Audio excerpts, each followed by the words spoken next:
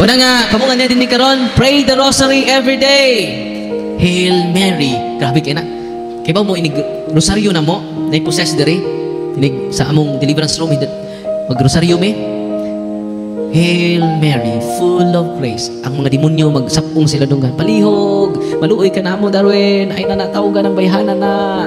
Kailamin niya ka ng bayhana. Di siya lang litok of Mary. Ako mong padunggon ha. Kung sa ka-possess ikan sa bukid nun, di siya kalitok sa name ni Mama Mary. Yun anak ka-powerful ang inahan ni Kristo. Inahan ko na ni Kristo. Unya, ayo-ayuhon las protestante. Kinsa man na. Ayaw na nyo ka na Mary. Anong kunta mo ha? Yawa! Mao kami nagpuyo kay sa iyang mga kaliwat. Dagan mi nagtingis puyo! Satan, tell me your name. Other name. We are many. Tell me your other name. Many. Are you afraid of all the saints? We are many. We are very afraid of them. They follow the Lord. We are tormented by their holiness. Are you afraid of all the saints? We are very afraid of them. We are tormented by their holiness. Itong pakpakan. So, hadlok sila sa mga santos.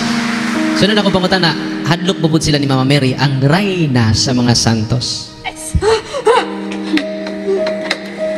Are you afraid of Mama Mary? Do not mention her name. We are trembling in fear. We are many, but Mary is so afraid of her. We are afraid. Why are you afraid of her? Because we are dirty. We are dirty. We are dirty. We cannot.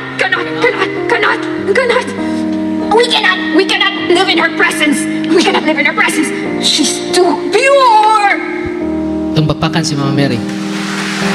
Are you afraid of Mama Mary? Do not mention her name. Bisan sa ngayon ni Mama Mary mo kurog na ang mga demonyo. Grabe no? Itong pakpakan si Mama Mary be. We are so afraid of her. Kanya ako ipunta na siya, why are you afraid of her? Because we are dirty. We are dirty. We could not live before her presence. She is too pure, immaculate, too pure. Grabe na. Ibaw mo, ang ako gisaligan na dyan, si Mama Mary na dyan, panahon sa exorcism, palaban dyan ko niya, hadlok ng yawa, mukaratil nagdagan. Nga kung sige tag rosaryo. Una, sa cares, importante kaayo ang letter R, rosary. Sa pamanilain, cares, Eucharist, sige tag simba. Receive the body of Christ. Kada Domingo, simba dyan mo. Sacrifice. Di ba ang inyong mga anak, inyong gaag the best vitamins, the best food, inyong ihatag sa inyong mga anak, tinoo dili. Labaw pa na ang Eucharist. Ang Eucharist, dili lang magkahatag kaligon sa tong lawas, pati na sa atong kalag. Amen? Munang ayaw, kamingaw mo kung di mo kasimba yun sa Domingo. Receive the body of Christ. Layo na din yung habak. Yan, libre na ba yun na? Wa yun ay bayad. Why entrance fee ang simbahan? Uy, ipod mingo ng pare nga sa kristan, bantayin ng buhugog simbot. Yan naman, Father. Dili na ito pakalawaton sa lawas ni Kristo. Yan, usama ito yung pagkalawat, Father. Bukog ni Kristo. Aron magbukog ng mga tihika na. Pero tinuod ba na? Dili. Muhug ka sa sibot o dili, lawas ni Kristo ang imong madawat.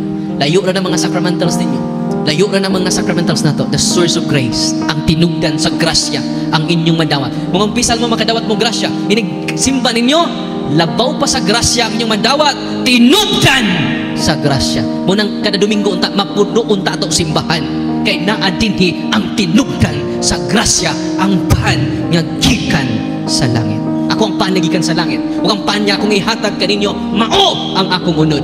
Mao ang akong dugo. Di ka mabuang anas kalipay. Tupakpakan si Kristo.